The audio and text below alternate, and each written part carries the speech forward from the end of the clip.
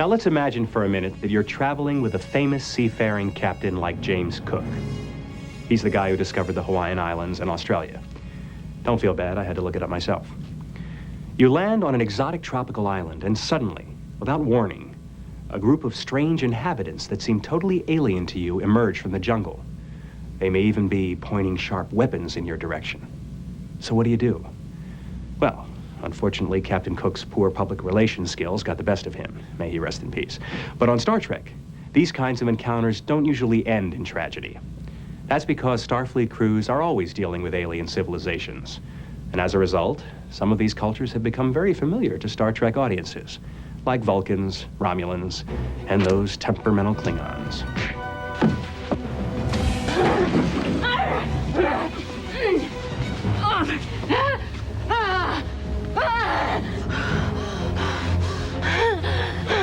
B'Elanna Torres is one of the Maquis officers. She's a woman who spent a couple of years at Starfleet Academy. She attended Starfleet Academy but did not graduate. She dropped out, and she found her way to this outlaw group called the Maquis. Damn it!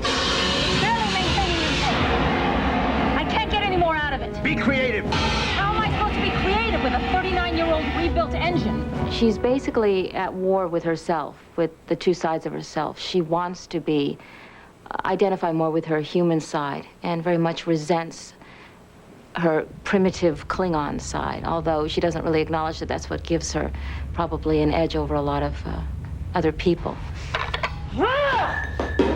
We have a Vulcan on our regular cast, a character called Tuvok, who's played by Tim Russ. A good point for trivia fans of Star Trek, Tim Russ was the first runner-up for the role of Geordi 8 years ago. And LeVar Burton got it. Now it's the Sweet Revenge where he's got a role now. Captain, any action we take to protect the Ocampa would affect the balance of power in the system. The Prime Directive would seem to apply. When great adventurers like Lewis and Clark were planning their long journeys across the untamed U.S., they realized early on they could save a lot of time and energy by employing a guide, usually an Indian, who would help them communicate with the alien cultures. On Voyager, the crew employed the services of one of the most exotic guides in the history of Star Trek. Whoever you are, I found this waste zone first. We're not interested in this debris, Mr. Neelix. And since you're not interested in my debris, well, I'm delighted to know you. His living conditions, when we find him, are so morose and disgusting that he really welcomes this chance to join the crew and live in this opulence that they have. Good to meet you. Interesting. He knows everybody they're going to need to know to negotiate and navigate around this part of the universe, so he's a good man to have on board. In the pilot episode, Neelix guides the crew to a barren planet to help find their missing friends. This gives the producers a chance to shoot outdoors and introduce a new enemy threat.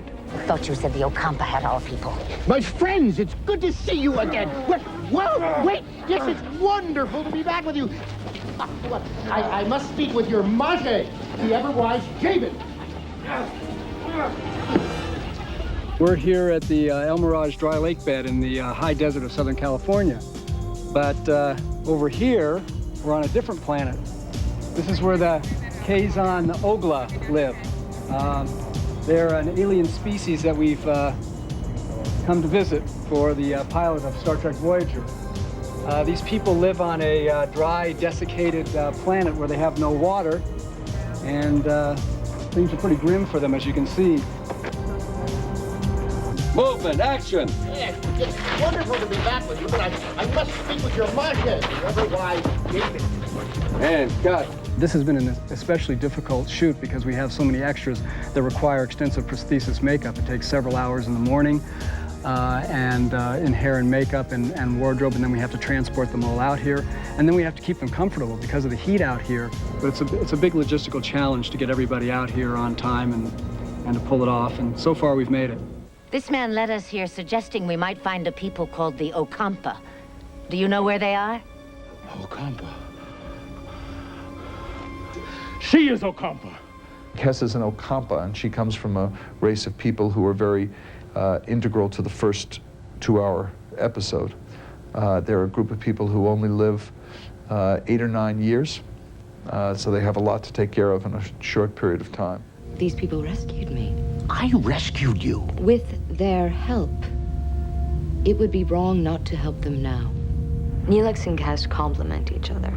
They are a true team. Which makes way for a lot of humor and sincerity and intimacy.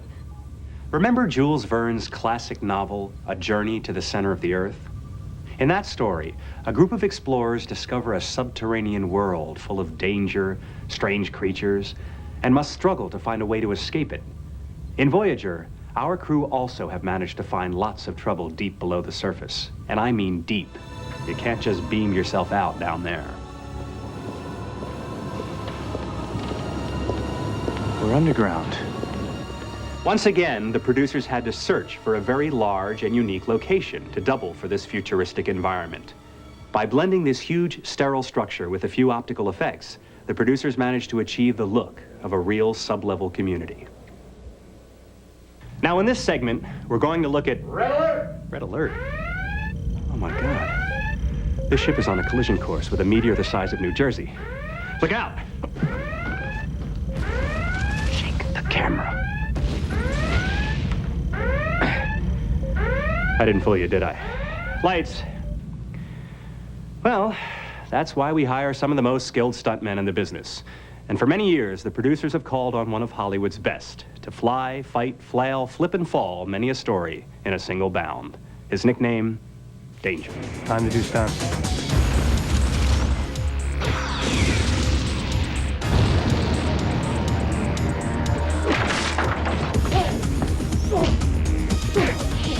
My name is Dennis Danger Matalone. Danger is a nickname given to me by actor Robert Conrad. I've been with Paramount Studios for the last almost 7 years now. I went on TNG for 5 years, and then it turned into Deep Space Nine. We've been doing now for 2.5, 3 years, and now the Voyager. So we'll be shooting to the year 2000 something, I think. And as I run out, the squibs will be blown off in the front. And as I get to here, I'll get blasted, which will send me back into this wall. Boom. And as I go down, these squibs here will go off, and then I'll crash. Boom.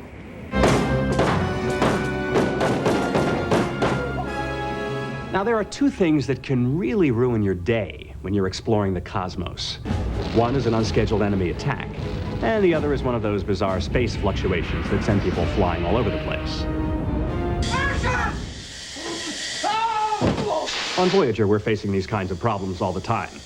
And that's when Dennis performs some of his most difficult stunts. Making everything as safe as possible, that's number one. I want a great-looking stunt, and I want everything to look as realistic and as hard as possible, but totally safe. Next up, we'll go behind the scenes with Starfleet's newest captain and the crew for a day in the life of Star Trek Voyager.